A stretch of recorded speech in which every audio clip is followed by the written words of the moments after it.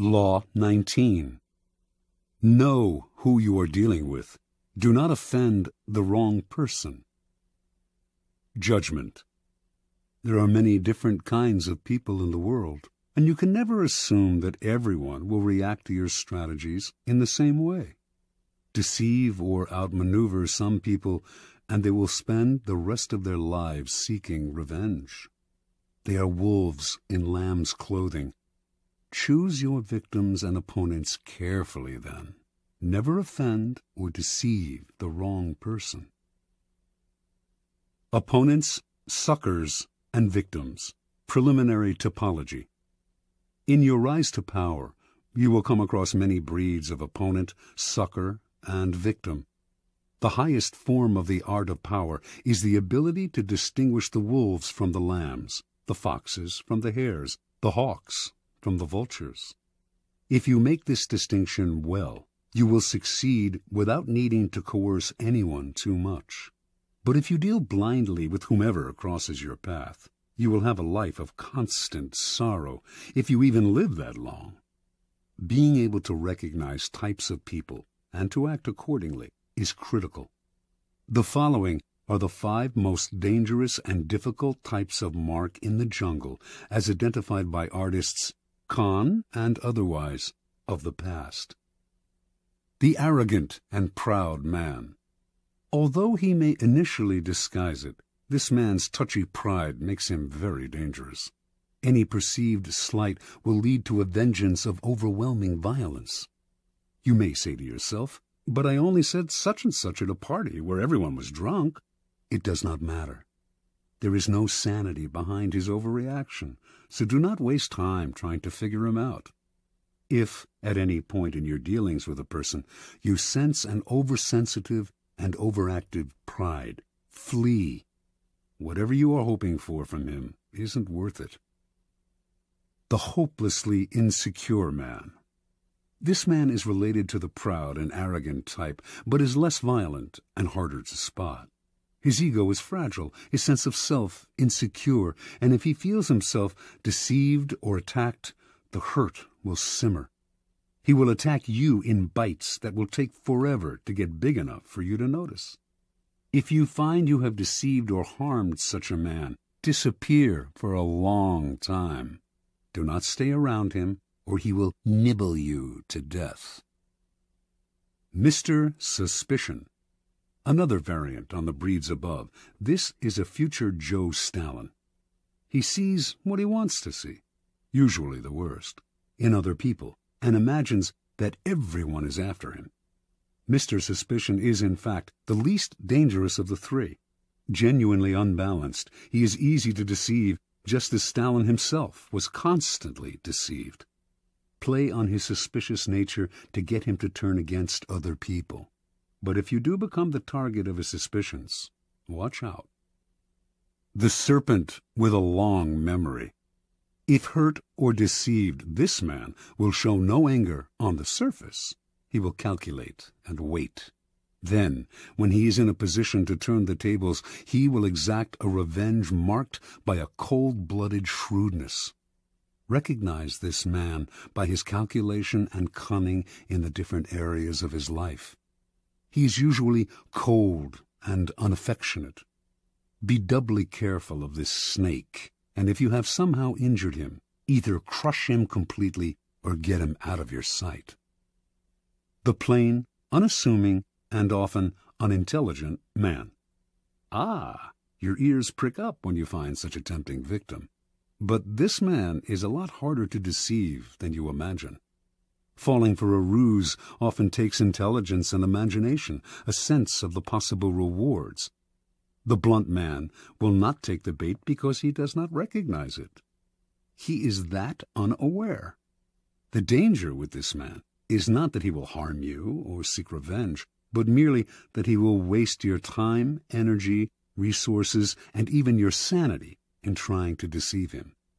Have a test ready for a mark, a joke, a story. If his reaction is utterly literal, this is the type you are dealing with. Continue at your own risk. Transgression of the law.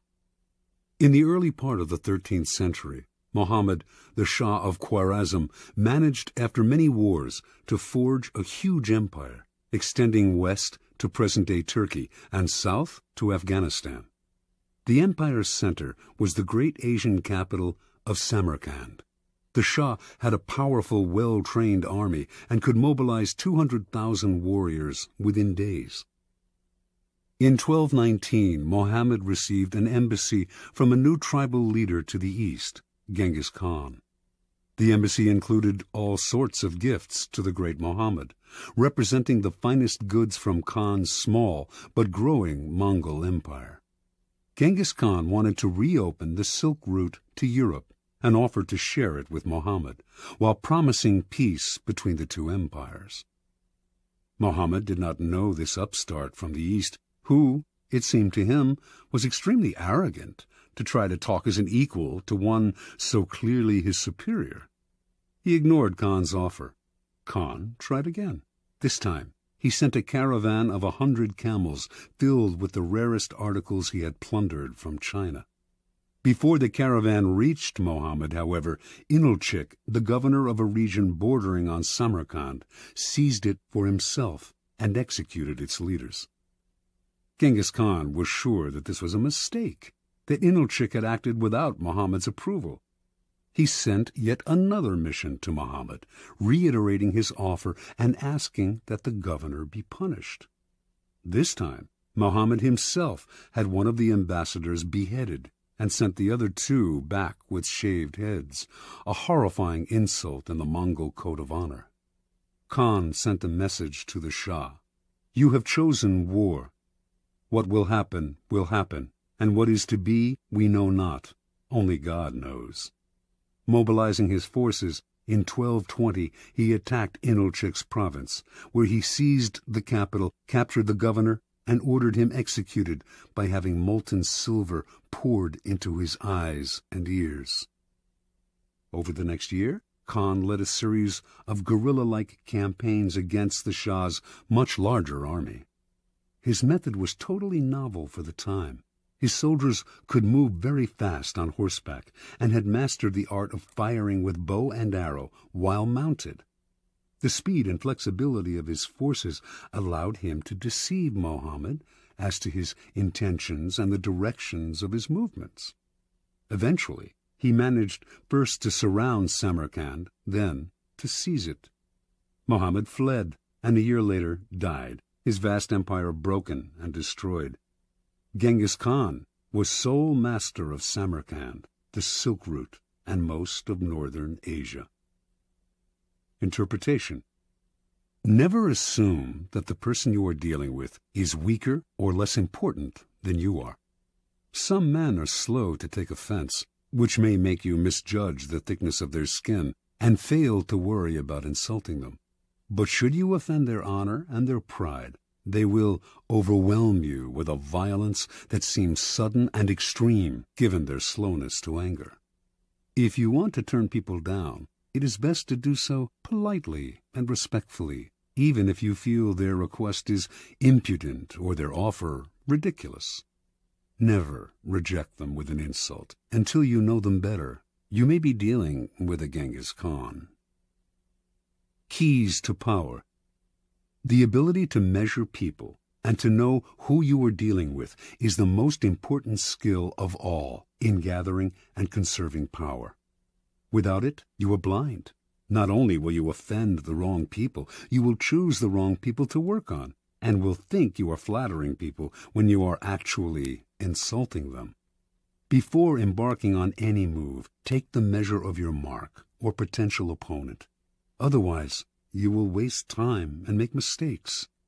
Study people's weaknesses, the chinks in their armor, their areas of both pride and insecurity.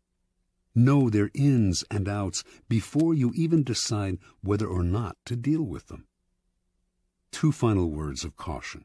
First, in judging and measuring your opponent, never rely on your instincts. You will make the greatest mistakes of all if you rely on such inexact indicators.